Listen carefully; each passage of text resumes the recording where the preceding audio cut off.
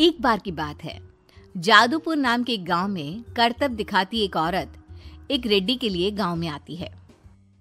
आइए आइए मेहरबान कदरदान, खाइए रोहड़ा के ताजे ताजे केले। कभी खाए नहीं होंगे ऐसे केले, पीले पीले केले खाइए। ये कहकर रोहड़ा हाथों में 4 केले लिए उन्हें सर्कल में जोर जोर से हवा में उछालती हुई करतब दिखाती है, जिसे देखकर आसपास के सारे बच्चे अपने अपने मम्मी पापा से उस औरत के पास जाने की जिद करने लग जाते हैं।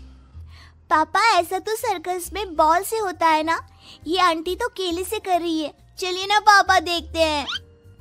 रोहड़ा एक पतली सी तार पर चलती हुई केलों से करतब दिखाती है।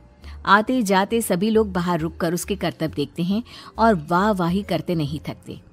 जैसे ही एक आदमी पास आकर उसे पैसे देने लग जाता है, तब वो कहती है, अरे नहीं नहीं साहब, मैं करतब तो बच्चों के मन को बहलाने के लिए करती हूँ।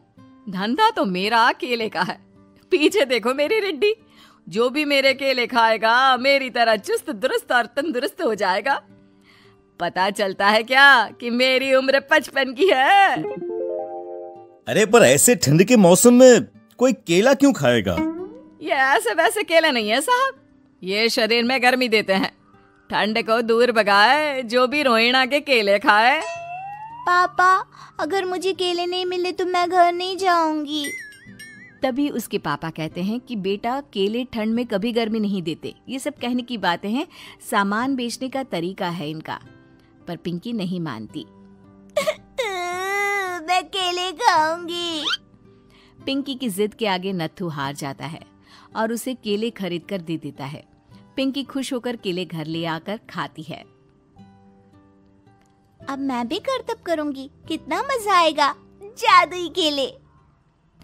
पिंकी पहला केला खत्म भी नहीं करती कि वो बेहोश हो जाती है। दूसरे केले से एक काला धुआं आता है और रोहड़ा चुड़ैल बनकर बाहर निकल आती है। मेरे भूतिया केले बच्चे न खाए, ऐसा हो ही नहीं सकता। जादूपुर वालों, कब तक बचोगे? आ गई हूं मैं रोहड़ा, जिसका कोई नहीं कर सकता सामना। रोहड़ा पिंकी को गोद में उठाकर काले धुएं में कहीं गायब हो जाती है। शाम के वक्त नत्थू घर लौटता है और पिंकी को घर में ना पाकर उसकी माँ से कहता है, माँ पिंकी कहाँ है?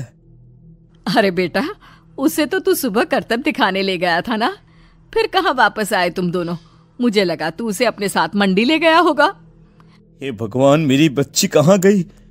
मैं उसे घर ही तो छोड़कर गया था माँ। नत्थू गांव के घर कोने में अपनी बेटी को ढूंढता है, पर उसे वो कहीं नहीं मिलती। परेशान होकर आखिर रो रो कर नत्थू हिम्मत हार कर घर लौट आता है। अगली सुबह रोहड़ा फिर से करतब दिखाने आती है और इस बार पिंकी की तरह रोनी केले खरीद लेता है। 50 रुपए दिए थे पापा ने, सारे पैसों की मैंने केले खरीद लिए हैं। अब मैं भी आंटी की तरह ही करतबबाज बन जाऊंगा। यही सोचते हुए रोनी केले खाता है और पहला अकेला केला आधा खत्म भी नहीं करता कि चुड़ैल उसके सामने आ जाती है। मेरे साथ चलने का समय आ गया है रोनी। ये तो बस शुरुआत है। अब इस गांव के सारे बच्चे धीरे धीरे मेरे कब्जे में होंगे, एक बच्चा भी नहीं बचेगा। ये कहकर रोना रोनी को गोद में लेकर काले धुएं में अदृश्य हो जाती है। इसके बाद हर रोज गांव में से कोई ना कोई बच्चा गायब होता, पर ऐसा क्यों हो रहा है किसी को भी समझ में नहीं आ पा रहा था। रोज की तरह अपनी बेटी पिंकी की तलाश में नत्थू गांव के एक तालाब के पास बैठा रो रहा था। कहाँ गई मेरी पिंकी? शकुंतला के जाने के बाद एक वही तो मेरा सहारा थी। अरे उसकी आत्मा कोस रही होगी मुझे कि मैं अपनी बच्ची को संभाल भी नहीं पाया। नत्थू ये कहता हुआ रो ही रहा था कि तभी तालाब में से उसे शकुंतला की आवाज सुनाई देती है। कहाँ थी तुम शकुंतला? हमारी बच्ची और सारे गायब हुए बच्चे रोहड़ा के कब्जे में हैं। वो बच्चों को जो केले देती है उससे बच्चे बेहोश हो जाते हैं और उसके कब्जे में आ जाते हैं और वो उन्हें ले जाकर काली दुनिया में ले जाती है। पर वो ऐसा क्यों कर रही है? ये मैं नहीं जानती, पर उस दुनिया का रास्ता मैं आपको बता सकती हूँ। जहां ये नदी खत्म होती है वहां एक केले का पेड़ है, उसके नीचे एक दरवाजा है, वहीं से रास्ता जाता है उस दुनिया का। ये कहकर शकुंतला की आत्मा गायब हो जाती है। गांव के सभी लोग झुंड बनाकर उसी रास्ते से काली दुनिया में चले जाते हैं और वहां देखते हैं कि सारे बच्चे वहां काम कर रहे थे। पापा मुझे ले चलो यहाँ से। पापा पापा।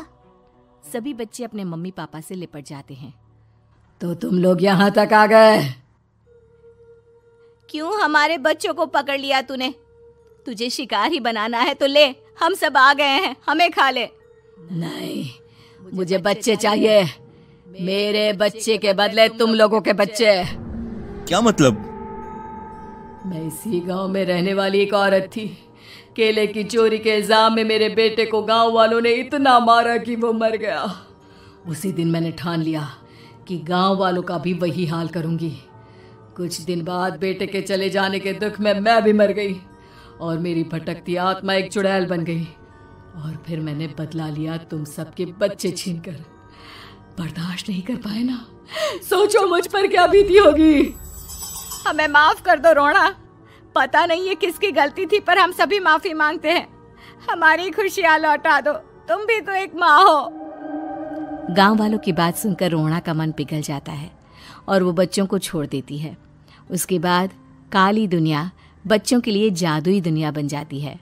अब कोई भी कभी भी वहां आ जा सकता था।